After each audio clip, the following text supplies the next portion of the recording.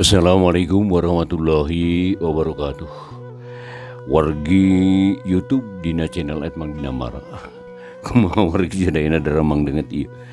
Pamugi bagi saralihatnya wargi, utami nama sehat jasmanina, sehat rohanina, digambilkeun rezekina oge ditebihkeun balaina, aya dina lindungan atanapi panang tayungan Allah Subhanahu wa taala. Amin ya rabbal alamin.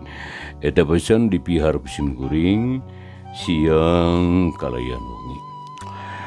Wargi anu mikaresep kana dongeng Sunda dina YouTube dina channel Mang Dinamara. Parantu siap-siap nya wargi dupina kanggo ngadangkeun.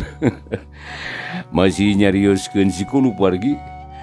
Dina bagian nu kagenep kanggo dinten ieu, terus 66 dinten warginya. Dina bagian nu ka-65 masih nyarioskeun harita aki kuncen aki giri teh.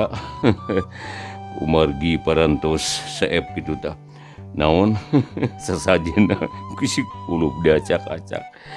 Tarita anya bade manggil buta na teh atanapi naon teh raja silumana nya bikin ngabubungasi kadam eta. Anu hayang beunghar teh kumaha jeung carita manggal jeung ngadangkeun wargi tang landung pang beberahman tegung sila aki giri teh geus mendeko sila di kamarna panonna oge harita peureum dua leungeunna ditamprakeun ka luhur bari biwirna harita kakarnyeman babatkeun jang jawokan paranti ngemat siluman teh. Jadi batina panteng hayang tepung jeung raja siluman buta teh. Tamat mampatkeun jang jawokan hiuk aya angin ngagelebug tarik pisan. Seur nebak kana dangdaunan. Surana seah mungguh ngaguruh wargi. Tah rieg ima aki giri anu geus reyon teh ngarieg. Tihangna sing narekot sigarek runtuh. Atuh si kadam mani ngadeg-deg harita teh gajeng luncat kaburuan leungeun katuhuna nyekelan sirah panonna molohok kana suhunan pantesna teh kentengna sing soroson maruagan kahandap tapi hiji oge harita teh teu aya nu murag wargi malah boro-boro aya nu murag beda pageuh keneh dalah anu geus newel oge teu daekeun murag. Atuh si kadam teh mani ngahuleung manehna teu ngartieun tapi can wani unggah deui ka imah ngajanteng bae di buruan. Ari aki giri wargi barang karasa imahna ngarieg teh harita. Nya cong nyembah harita ka kana parupuyan teh. Pok nyarita hormat pisan. Haturane jeung sempinga kang jeung geus dea. Sumangga aji si mabdi teh sejeng ngaturkeun sembah pangabak tos teh ka salira kitu tah. Mugi Gusti teh janten bendu. Wireji si mabdi parantos kumaha wantun ka salira ieu teh. Ceuk aki giri bari ngaluk tungkul teu wanian cengkat bakatku ngarasa ajri. Teu lila cakakak anu seuri sorana ngegerem harita ender handaruan oreng sora Prabu Anom Lokawisesa. Giri aya naon siang undang ka aing keur ngeunah molor di geroan ku sia teu sopan sia hayu geura nyarita giri. Tamat nu nyarita rekot imah ki giri harita ngarieg deui jiga anu ngahaja di endek-endek. Atuh aki giri teh beki ngeluk bae. Tarangna oge ampir adek kana parupuyan pok nyarita deui harita. Semua bebendua lasak duduk ka etana pemugia salira Kangjeng Gusti ya. Tiasa ngapunten ka si mabdi asuana. Jalaran ieu teh parantos kumawan tuan ngaganggu ka salira Gusti ya. Nanging kumargi parantos kewajiban si mabdi teh kanggo ngadugikeun pasualan anu diparyogikeun ku hamba bagus ieu teh kapaksa si mabdi kumawantun kitu we saleresna mah Gusti teh. Ceuk aki giri harita bari cong nyembah deui teu dilapok aya nu ngajawab. Baik-baik geura nyari caritakeun Naon keperluan maneh ha? Lamun kaharti ku aing ngarek dicumponan, tapi lamun teu kahati waya anak moal dicumponan sok geura nyarita gini. Sumangga Kang Jeng Gusti jisim abdi teh kawakilan ku Haji Jalmi anu neme parantos ngadeuheusan ka salira Gusti. Dupi kaperjogianana anjeunna teh alit nu disanggakeun ageng anu disunkeun ta. Begituna jisim abdi saja mundut kaweningan gali salira ieu teh. Supados jasa masieuhan naon-naon nu disungkeun ta. Nanging anjeunna ayeuna teu acan tiasa babakti sakumaha ilaharna. Sakitu perjogina mah Gusti. Cek Aki Giri bari acong-acongan nyembah. Naon Giri? Nyarita teh kaos anu kakara bae. Nya moal bisa atuh ari can dimodalan mah. Dasar manusia kahayangna loba ari marek kadul. Teu bisa Giri, teu bisa gitu. Kebiasaan anu sia biasa sok dijalankeun ku sia. Teu bisa dirubah-rubah. Keputusan bangsa siluman moal bisa dirubah-rubah gitu bae. Sakali gitu, tetap gitu. Teu bisa Giri. Hiuk aya di angin harita ngagelebug bekitari, sorana ngaguruh pacampur jeung sora anu seuri. Meme Aki Giri nyarita deui sora anu seuri teh beuki ngajauhan. Bareng jeung sora angin, anu beuki lila harita beuki laun bae tungtungna les teu kadenge deui. Kaayaan harita wargi balik deui ka wastadi. Jadi sepi jempling teu kadenge aya sora anu ngaguruh. Jung Aki Giri teh cengkat renghap narik napas, bangun anu capek, kesang lembut, kesang badag, kesang mejeuhna, ngucur maseuhan sakujur awakna. Aki Giri harita lumenghap semu bingung pok ngagerendeng lalaunan. Bu cilaka, Kang Jeng Gusti hatena huras eta teh. Aturanan teu bisa diparsabenan. Sakali kitu tetep kudu kitu. Karunya teuing ujang kadam yo. Mangkaniang ujang teh datang ti jauhna. Syarat-syarat dicumponan salengkepna. Tapi nu dimaksud moal hasil. Teterat si budak ulang ajar ta. Jigana kagerisan guha si rejeki eta. Aduh, sabgeus ditincak ku manusia anu lain hakna eta. Jika nawe eta Kang Jeng Gusti teh bendu eta, aduh cilaka gede yeuh. Aing bisa menang hadiah yeuh. Cek Aki Giri bari jeung nangtung semulungse kaloyong kaluar ti kamar leos kaharip deui rek nepungan si kadam teh. Gek diuk dina palupuh. Aret kaluar ari bere si kadam keur ngajanteng bae harita diburuan. Panuna oge molohok kana suhunan atuh gancang ku Aki Giri digeroan. Jang ka dieu jang kadamna. Keur naon eta cicing di luar? Cek Aki Giri bari neuteub atuh gembeng si kadam harita ngarenjag. Sabab manehna keur ngalamun. Red ka Aki Giri pok ngajawab bari nyampeurkeun. Nuju ningali suhunan bumi Aki ieu teh. Da eta mah dikasing rarieu geuningan jiga bade rumpuh bade runtuh maksud teh. Paur abdi mah Aki ieu teh. Nya sok sieun runtuh Numatak ngejat keluar. Nah aya naon atuh ieu teh kieu? Itu cek si kadam bari gek diuk dina bang barung. Panuna ngareret ka Aki Giri sakedeung terus ngareret deui harita teh kaluar wargi. Atena ngadadak sing sareblak teu puguh. Ari Aki Giri rada kaleket rek ngajawab teh. Manehna bingung ka bina-bina jadi teuing kudu kumaha nyaritana ka si kadam. Sabab lamun dicaritakeun sabalakana mah sok sieun jadi goreng balukarna. Tungtungna Aki Giri nekad. Rek mereka terangan nu palsu tah pok Aki Giri nyarita. Jang kadam ayeuna mah kieu bae ta perkara kaayang ujangan teu kudu jadi pikiran. Daguan wae di imah. Susuganan Gusti Raja aya datang. Dari diusulkeun mah geus saniti tah. Malah basa aya angin jeung sora anu ngaguruh teh eta teh. Eta pisan eta Gusti Raja anu ku Aki diondang. Atuh ku kituna meungpeung ayeuna beurang keneh namoe geura balik lah ka Murujang. Tapi omat ulah salah tampa. Aki mah kitu sote lain usir. Ngajurung laku sote tina waing ku Nyai ka ujang yeuh. Sabab di dieu mah kayaanana jang batan sakieu nya. Aki amoal bisa juga makeun ka Ujang. Lantaran ku Ujang geus kanyahoan aki mah hirup basajan bae. Tasak kitu we amanna teh aki mah nya berat geura miang ku aki didoakeun pisan. Cek aki Giri bari neuteup ka si Kadam. Nyaritana estu mani leus.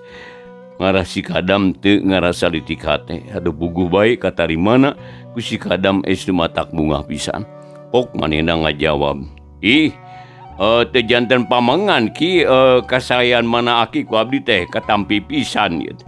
Sumangga abdi sejamios ayeuna keneh atuh kieu teh. Mudah-mudahan we sagarupi pamaksadan abdi tiasa laksana ki. Kukituna abdi henteu woleh-woleh nyuhungkeun pidoana ti salila aki.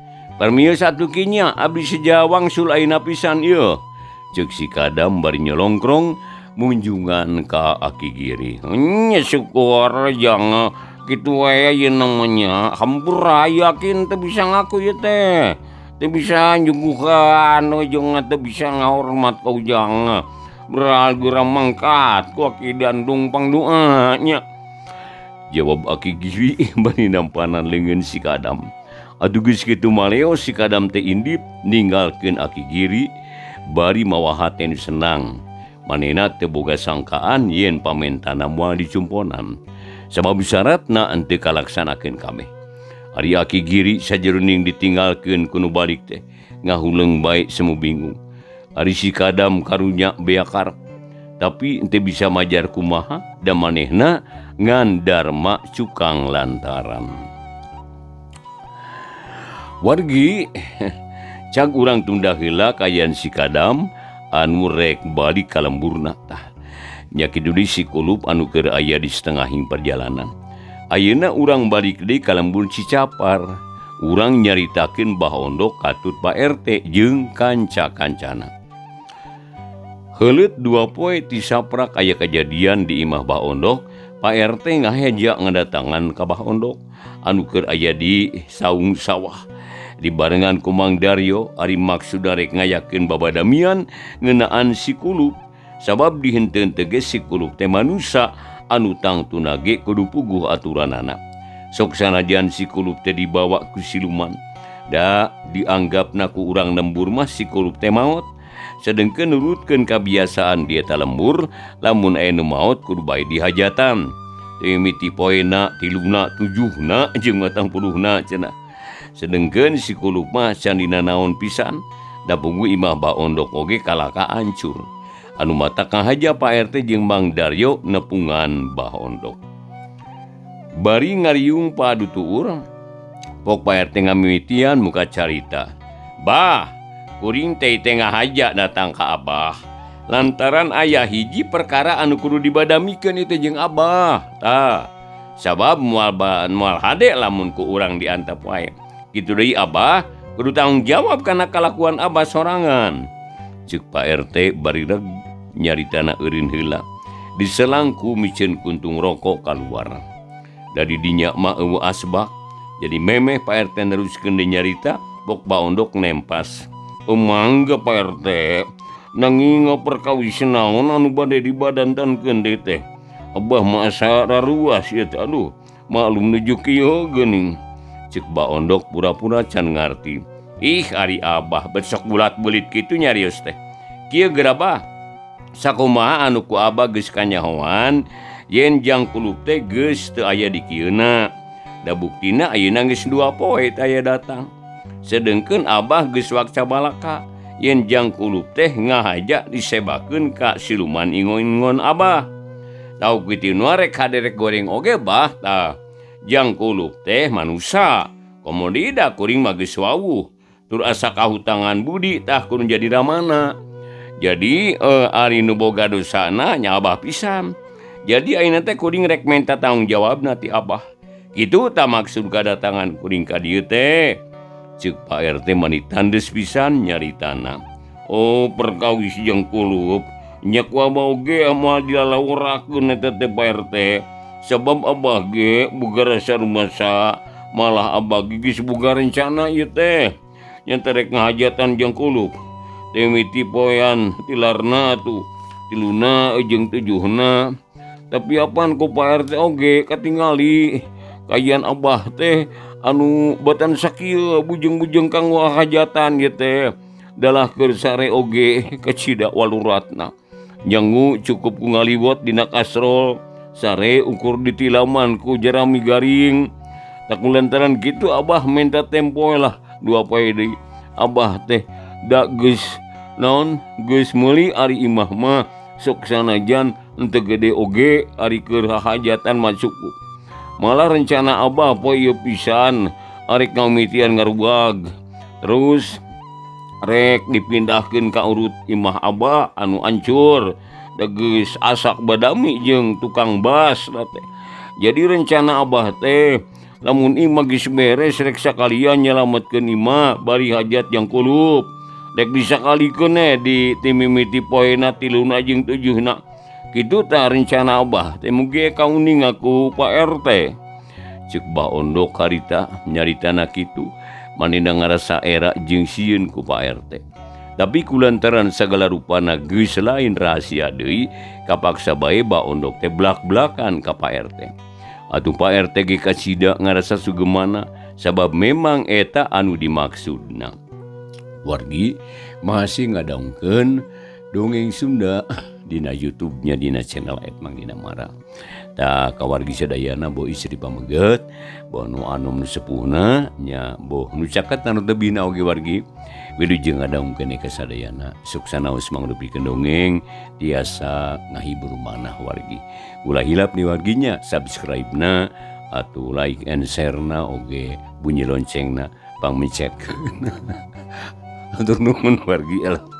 Bangga ini mah urang ngajengkeun di ieu carios si kulupnya bagian anu ka-66 pidujeung ngadaungkeun dugikeun karengsena atuh wargi Pak RT teh kacida ngarasa sugemana harita sabab memang eta anu dimaksudna oge pok Pak RT nyarita deui tah eta anu dimaksud ku kuring ge Bah sabab asupkana paribasa manusia mah leutik ringkang gede bugang jeung di lamun manusia aya nu tilar dunya teu hade lamun diantep wae kawas bangke sato sok sanajan jang kulup mah teu kapangilayona sabab moal salah deui moal burung ngilu bubuk tah sanasib jeung imah abah tak kulantaran kitu keun wae lah henteu aya kuburanana ge pokona mah asal aya tandana we lah jeung aya pangakuanana ti urang salaku manusia ka bapada manusia tah kitu we tah anu sabenerna mah Bah atuh ayeuna abah boga rencana kitu nya nuhun atuh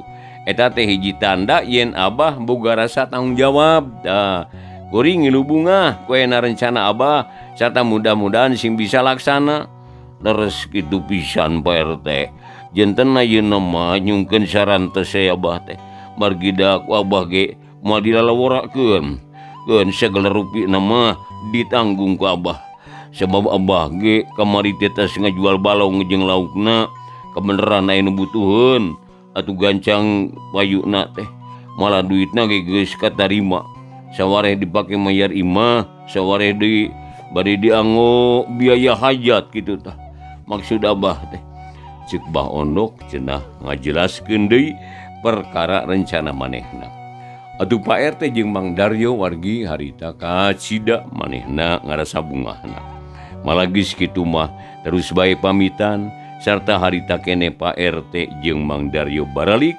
sanggeus aya di jalan pok Pak RT harita nyarita Mang Daryo kuring teh sajeroni ngobrol jeung Bah Ondok nya ate mah ngarasa bingung ieu teh ari sabab jang kulup teh apaan boga kene kolot jadi asa goreng kasebutna lamun kolotna teh di bejaan mangkaning urang teh nyaho boh lemburna kitu deui ngaran indungna tapi namun ku urang dibejakeun ka indungna aduh mana temen mata keributna ieu teh alah lantaran jang kulup teh teu aya layona tak lantaran kitu kuring rek nanya ka Mang Daryo ieu kudu kumaha hadena narek dibejaan tawa moal sabab kuring tetep ngarasa dosa lah lamun teu ngabejaan ka kolotna teh ceuk Pak RT harita nyaritana kitu bari ngareret heula ka tukang geus kitu kakara leumpang deui ari Mang Daryo can waka ngajawab kalangah huleng bae bari mikir heula. Delila atuh Mang Daryo pok nyarita. Duh ka Pak RT abdi ge bingung ieu teh. Lain bingung pada lembur Jangkulup jauh nya, tapi bingung kumaha nyaritana ka ibuna Jangkulup. Sebab dang tu abdi teh bakal dihujanan ke rupa-rupa pertanyaan. Lantaran Jangkulup mah maotna teu buguh. Ayeuna mah mangawe lah nyangakeun ka Pak RT, abdi mah ngantosan parentah we lah. Cik Mang Daryo bari usapan tarangna jiga nu nya bingungna teh. Ih, kitu geuning Mang Daryo mah. Kuring bingung kalau kami lugi bingung. Ari geus kudu kumaha tuh Mang urang teh. Da kuring oge sarua ngarasa bingung. Cik kudu kumaha ye? Mang Daryo. Nyari bingung-bingung ting mah cicing we atuh lah. Pokona mah asal Jangkulup dihajatan we ku Ba Ondok beres sakitu ge. Talamun kitu mah kuring ge satuju atuh. Ngan ari ngarasa boga kasalahan mah kudu urang teh. Sambungan urang geus nyaho ka Jangkulup. Malah geus nyaho ka indung bapana katut lemburna tah. Ngan mudah-mudahane aya jalan anu hade pikeun ngabejakeun ieu beja ka kulawargana. Jalana mah kumaha we lah eta mah. Kitu ceuk Pak RT antukna mah jadi pasrah kana kaayaan. Ari Mang Daryo ngadadak boga ilham pok nyarita. Tapi abdi aya usul ieu Pak RT ye. Kumaha saupamina urang arulina atuh ka lembur Cianjuang. Tadi dinya urang pura-pura neangan Mang Itok. Anu tangtuna oge moal burung bisa tepung jeung indungna Jangkulup. Tadi dinya urang kudu nyaritakeun kaayaan di dieu. Malah kajadian di imah Bah Ondok ge kudu dicaritakeun. Tapi urang ulah bebeja wau jeung Jangkulup. Nya pura-pura teu nyaho we. Tangke indungna Jangkulup bakal nanya anu leuwih jero ngeunaan kajadian nu di dieu tah. Nu akhirna manehna bakal nyaritakeun perkara anakna. Dalam geus kitu indung Jangkulup teh bakal nyokot hiji kaputusan eta teh. Ya. Jadi yen anakna maot alatan disebakeun ka siluman ku Bah Ondok. Da ku jalan kitu urang moal kagok deui dina nyaritakeunana. Da sakitulah maksud abdi mah Pak RT. Cik Mang Daryo marah mai. Tete lapisan Mang Daryo malah. Pinter Mang. Kuring satuju lah. Tapi ira kudu ini teh.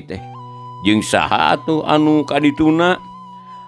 Ira we teh mah Pak RT ngan ari alusna mah saberesna Bah Ondok.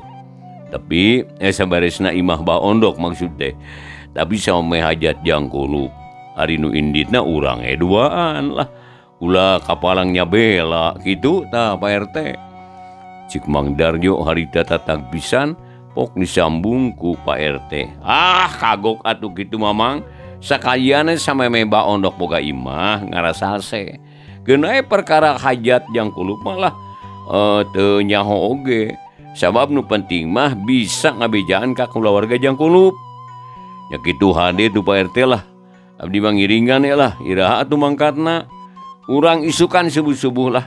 Teu kudu bebejakan sejen pokona mah asal nyaho we urang asal nyaho urang we ungkul lah maksud teh. Kumaha tah Mang Daryo satuju? Kan tenan satuju mah Pak RT. Ayulah isukan oge sambeurenya ka rompok abdi. Nya lah keun ku kuring disamper. Ayeuna mah urang papisah we heula nya sabegeus nepi ka imah geuning ieu teh. Cik Pak RT bari terus mengkol ka pakarangan imahna. Ari Mang Daryo terus lempang ngajugjug ka imahna. Geus kitu mah jep teu aya nu nyarita deui. Wargi gancangna carita isukna teh Pak RT jeung Mang Daryo geus arindit. Maksudna marek arindit ka Cianjuang. Atuh isukna deui mah Bah Ondok oge geus beres deui. Malah geus dieusian deui imahna oge. Kitu deui parabot imah geus pinuh sagala aya. Maklum anu beunghar teh kalingitan imah hiji jeung pangeusina sakitu mah teu karasaeun. Sanggeus imah Bah Ondok beres terus bae manehna sasadiaan pikeun ngahajatan si Kulup. Tatanggana kabeh diondang da punggung geus pada nyaho. Kitu deui sepuh-sepuh nu aya di eta lembur. Ngan hanjaka Bah Ondok kurang ngarasa sugema. Sama Pak RT jeung Mang Daryo henteu ngilu ngariung. nu aya teh ngan Aki Suya Wungkul minangka sesepuh lembur. Dari nu sajieuna mah loba bae ngan ngaramekeun wungkul, tapi sok sanajan kitu ari geus nepi kana waktuna mah breng bae hajat teh dimimitian. Cenah ari tahlilana mah ngahaja beurang, da kitu ka hayang balarea Bah Ondok ge nurut kalayan teu loba catur. Tunda heula kaayaan di imah Bah Ondok dina waktu nu sarua. Harita si Kulup keur leumpang mani ngalenghoy manehna geus lumampah sabaraha poe di lana. Mapai-mapai jalan satapak nu berasna kapi lemburan. Nu akhirna nepi deui ka lembur Cicapar. Lantaran manehna can hayang ngider kanu sejen, namun can laksana patepung deui jeung Bah Ondok. Sameme asup ka jero lembur, si Kulup eureun heula di sisi jalan. Bari ngareurekeun kacape, berai bajuna dibuka, terus digeberan ku dudu kuy. Bari kitu tepok si Kulup ngomong sorangan. Aduh, hampir 5 poe aing lumaku ieu. Teuing sabaraha halmur nu katimu, teuing sabaraha desa nu ku aing katinca. Tetela geuningan jauh ti imah Bah Ondok ka Nagara Buta teh.